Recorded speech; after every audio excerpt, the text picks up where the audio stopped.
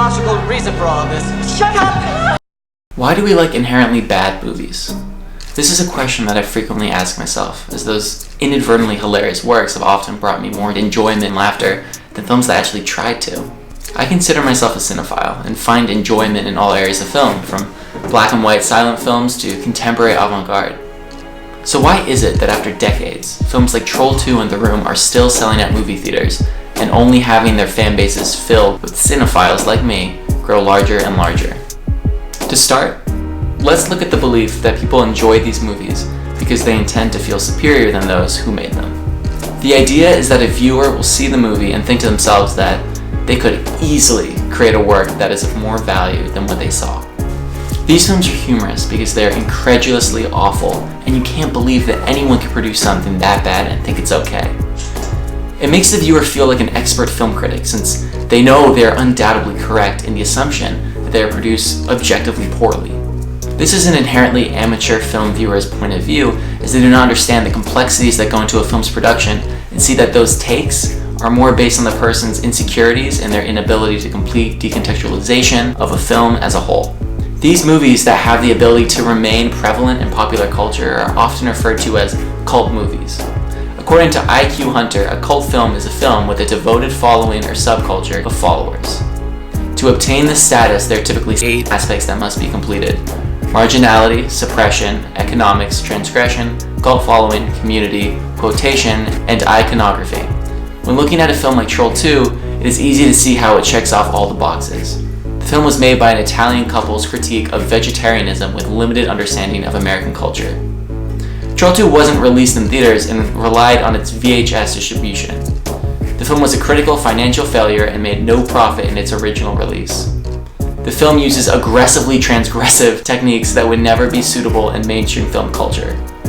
The film has an intense fan base that is very loyal to the film.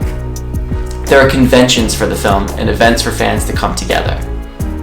I think we've all heard this line more than once. They're eating her! And then they're going to eat me! Oh my god! And there is immediate recognition of this film. But let's stop right there. While all these points seem to be negative, and they all have at least some sort of merit, these films are worth more than the sum of their parts. There's something wonderful about these works that allow people the experience of sharing emotions. There's a strong inner desire to be able to have an experience with someone else while watching something you greatly enjoy, and these films are perfect for this. Bad films inherently go against the film industry's status quo. They are often a filmmaker's dream and their individual vision, and while they may have failed to perfectly translate what they meant on the screen, the work's earnestness is still intact. So bad it's good movies are built on over-the-top theatricality that take themselves too seriously, also known as camp. According to Susan Sontag, camp asserts that good taste is not simply good taste, that there exists indeed a good taste of bad taste. These films are appealing to the cinephilic viewer because of their transgression and inadvertent subversion. These are similar characteristics to art house film, a genre that is typically associated with intellectual moviegoers. There are critically acclaimed films that are filmed with camp, like those of contemporary filmmakers Wes Anderson and Quentin Tarantino. However, these bad movies are the only camp movies that in the midst of their seriousness don't realize how over the top they were. There are different variations of bad movies with camp.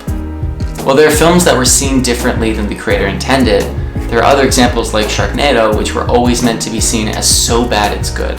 There is a difference between movies like Sharknado and Troll 2 though. While critics may have given Sharknado a higher rating on Rotten Tomatoes due to its self-awareness, there aren't as many sold-out screenings of the film on big screen theaters because it lacks the major component of endearment. Troll 2 has value in its idea of how outsiders viewed American culture in the end of the 20th century, as The Room shows an interpretation of the American dream gone awry. There are takeaways in all of these films, and to completely dismiss the films possessing artistic merit is insulting not just to the film, but the medium. At the end of the day, these films aren't bad movies. They are able to emotionally move their audiences and bring them a great amount of joy. And if that isn't good cinema to you, then I don't know what is.